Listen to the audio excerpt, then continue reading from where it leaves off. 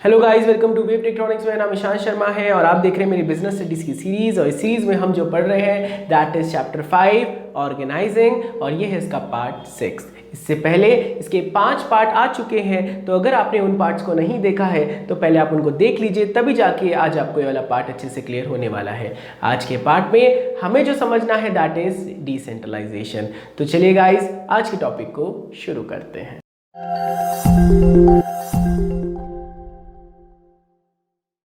तो चलिए गाइज, आज के टॉपिक को हम शुरू करते हैं।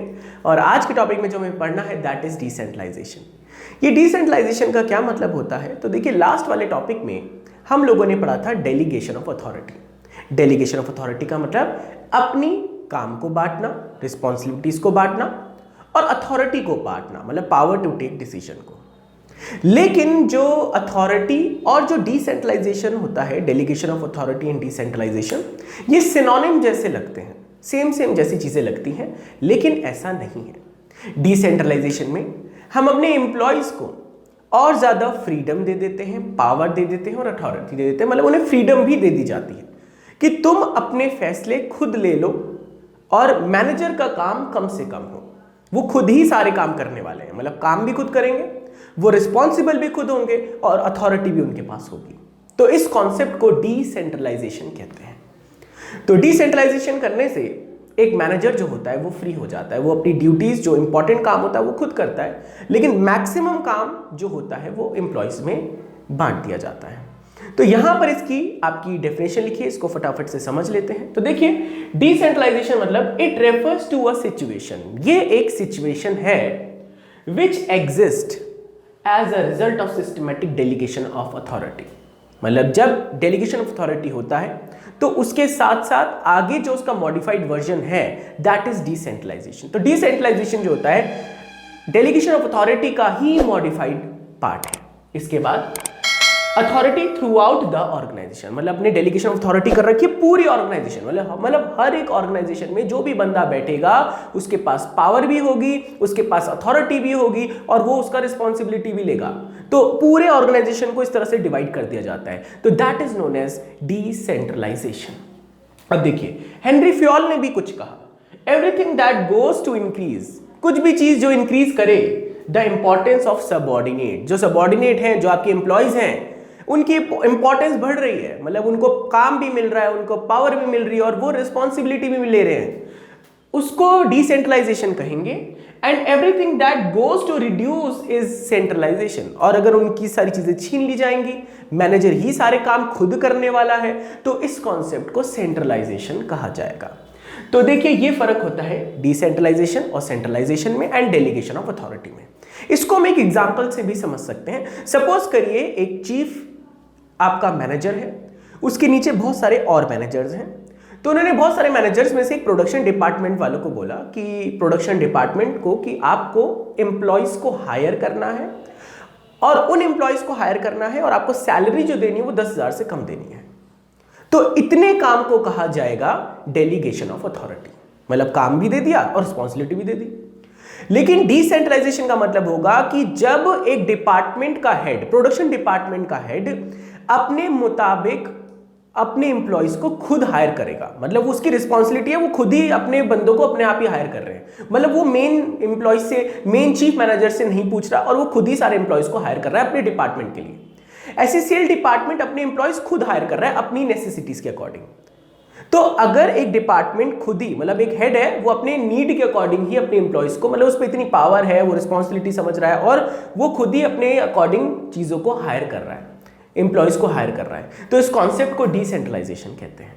तो देखिए, यहां पर इसके कुछ फीचर्स हैं, इनको फटाफट से हम समझ लेते हैं। फीचर्स क्या क्या हैं? It is an expanded version of delegation of authority.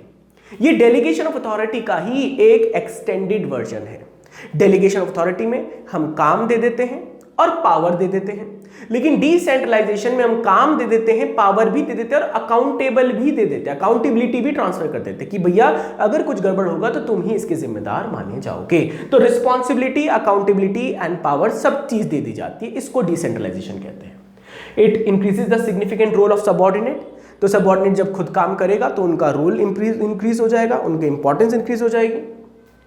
It reduces the workload of senior officer, जो सीनियर ऑफिसर है उनका वर्कलोड जो होगा वो कम हो जाएगा। It is applicable to whole organisation, ये पूरी ऑर्गेनाइजेशन में अप्लाई होता है। And along with the authority even accountability is delegated, मतलब पहले क्या हो रहा था, आपको रिस्पॉन्सिबिलिटी दे रहे थे, अथॉरिटी दे रहे थे, लेकिन अब आपको अकाउंटेबल भी बनाया जाएगा। अकाउंटेबिलिटी का मतलब होता है आंसरेबिलिटी, कि आपका अगर काम होगा तो आपसे ही पूछा जाएगा और नहीं होगा तो भी आपसे ही पूछा जाएगा। तो आप डिसेंट्रलाइजेशन में अकाउंटेबिलिटी को भी ट्रांसफर कर देते हो, आंसरेबिलिटी को भी तुमको ही सौंप दिया जाता है। तो ये चीज है features of decentralisation. I hope आपको फीचर ऑफ डिसेंट्रलाइजेशन क्लियर हो गया होगा। अब इसके बाद आता है यहाँ पर कुछ इसके इंपॉर्टेंस, इस फटाफट से इसको इंपॉर्टेंस को भी समझते हैं। तो देखिए, डेवलप इनिशिएटिव अमंग सबऑर्डिनेट्स, जब हम अपने सबऑर्डिनेट्स को काम देते हैं, रिस्पॉन्सिबिलिटी दे देते हैं और अकाउंटेबल भी बना देते हैं, तो फिर क्या होता है, उनके बीच में इनिशिएटिव हो जाता है। वो काम खुद से करते हैं, खुद के फैसले लेते हैं, मतलब उन्हें किसी से पूछने की जरूरत नहीं पड़ेगी, वो अपने फैसले खुद लेंगे, अपनी प्रॉब्लम को खुद सॉल्व करेंगे। तो इससे क्या होता है, उनमें इनिशिएटिव की भावना आ जाती है, वो खुद काम करने लग जाते हैं। Develop managerial talent for future, और एक हेड को पता चल जाता है कि कौन कौन से ऐसे एम्प्लॉयज हैं जो खुद फैसला लेकर अच्छे फैसले ले रहे हैं, कुछ ऐसे फैसले होते हैं जो उन्हें नहीं लेने चाहिए थे। तो फिर इससे क्या होता है, एम्प्लॉयज में ये पता चल जाता है कि कौन इनमें से मैनेजरियल टैलेंट है, कौन आगे चल के मैनेजर बन सकता है। तो डिसेंट्रलाइजेशन से फायदा होता है, मतलब एक एम्प्लॉय को फैसले लेने की जो पावर है, रिस्पॉन्सिबिलिटी है, सब सौंप दी जाती है। तो उससे पता चलता है कि वो मैनेजर बन सकता है फ्यूचर में या नहीं बन सकता। उसके बाद क्विक डिसीजन मेकिंग है। क्विक डिसीजन मेकिंग मतलब उसको सीनियर्स के पास नहीं जाना पड़ेगा, कोई आंसरेबिलिटी नहीं होगी, उसे कोई परमिशन नहीं लेनी पड़ेगी, वो अपने फैसले अपने आप ही सॉल्व कर लेगा। प्रॉब्लम आएगी तो उस पर अथॉरिटी भी है, उस पर पावर भी है, उस पर अकाउंटेबिलिटी भी है, तो वो खुद ही सारा काम कर लेगा। तो इससे काम जल्दी हो जाएगा, सीनियर्स के पास नहीं जाना पड़ेगा। रिलीफ टू टॉप मैनेजमेंट, जो टॉप मैनेजमेंट था, जो पहले खुद सारा काम कर रहा था, उसने नीचे काम बांट दिया, तो फिर उनको थोड़ा रिलीफ हो गया। अब वो अच्छी पॉलिसीज पे ध्यान लगा सकते हैं, ऑब्जेक्टिव्स पे ध्यान लगा सकते हैं, अपने गोल सेट कर सकते हैं, तो वो बड़े बड़े काम करते हैं। बाकी वो छोटा सारा जो भी काम है वो नीचे बांट दिया जाता है। उसके बाद आपकी ग्रोथ होती है, फैसिलिटेट ग्रोथ, और उसके बाद आता है बेटर कंट्रोल, मतलब आप एक ऑर्गेनाइजेशन में एक अच्छी तरह से कंट्रोलिंग कर सकते हो, मतलब आप अपने ऑर्गेनाइजेशन को सही तरह से एक सही गाइडेंस में, सही वे में अच्छे से चला सकते हो। तो कंट्रोलिंग करना थोड़ा सा अच्छा हो जाता है यूजिंग डिसेंट्रलाइजेशन। आई होप आपको ये डिसेंट्रलाइजेशन के बारे में अच्छे से समझ आ गया होगा।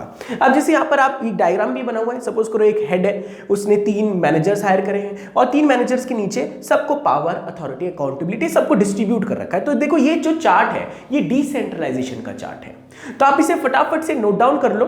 अब इसके बाद इसमें डिफरेंसेस बचे हैं, एक लास्ट छोटा सा टॉपिक है, डिफरेंसेस पढ़ लेंगे और उसके बाद ये जो आपका डिसेंट्रलाइजेशन है ये आपका ओवर हो जाएगा। तो आप फटाफट से इसको नोट डाउन कर लीजिए।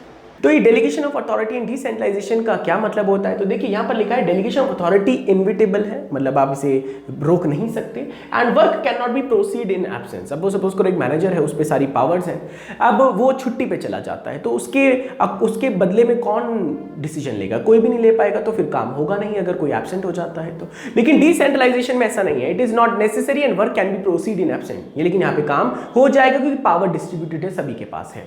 उसके बाद यहाँ पे कम फ्रीडम है, यहाँ पे ज्यादा फ्रीडम है। डेलीगेशन ऑफ अथॉरिटी होने के बाद भी जो डेलीगेटर होता है वो सबऑर्डिनेट को पूरी तरह से कंट्रोल करता है, लेकिन यहाँ पर क्या होता है वो अपना लूज कर देता है कंट्रोल, क्योंकि पावर उस पर नहीं होती, वो नीचे डिस्ट्रीब्यूट हो जाती है। तो वो जो एम्प्लॉयज होते हैं खुद ही के फैसले खुद लेते हैं, तो उनको कोई कंट्रोल नहीं कर सकता। उसके बाद the result, this is a process of result of division of work, ये डिवीजन ऑफ वर्क की वजह से होता है, और ये होता है policy framed by higher officials के।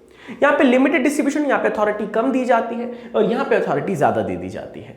रिडक्शन ऑफ वर्कलोड, ऑफिसर ऐसा क्यों करता है, डेलीगेशन ऑफ अथॉरिटी करने का पर्पस यह है कि ऑफिसर अपने काम को कम करना चाहता है, और यहाँ पे इसलिए किया जाता है जिससे कि अथॉरिटी को एक्सपेंड किया जा सके और पता चल सके जो हमारे एम्प्लॉयज हैं उनमें कितनी काबिलियत है और कैसे वो फ्यूचर के मैनेजर बन सकते हैं। ये सब देखने के लिए, परखने के लिए डिसेंट्रलाइजेशन को किया जाता है। आई होप आपको delegation of authority and decentralisation के जो डिफरेंसेस हैं ये अच्छे से क्लियर हो गए होंगे। आई होप आपको आज का टॉपिक और ये जो पूरा चैप्टर है ऑर्गेनाइजिंग ये अच्छे से क्लियर हो गया होगा। अगर आपको आज के टॉपिक में या पूरे चैप्टर में कुछ भी प्रॉब्लम आई है तो आप इसको कमेंट सेक्शन में लिख सकते हैं या आप हमको ईमेल भी कर सकते हैं जिससे कि हम आपको सॉल्यूशन दे सके। अगर आपको ये वीडियो पसंद आई है तो आप इस वीडियो को अपने दोस्तों के साथ जरूर शेयर करिए जिससे उनके भी बिजनेस स्टडीज के कॉन्सेप्ट अच्छे से क्लियर हो पाए। तो यहाँ पे आपका ऑर्गेनाइजिंग चैप्टर पूरा होता है और इसके बाद हमें अब न्यू चैप्टर को शुरू करना होगा। तो अब मिलेंगे अपने नए चैप्टर में। Till then bye bye.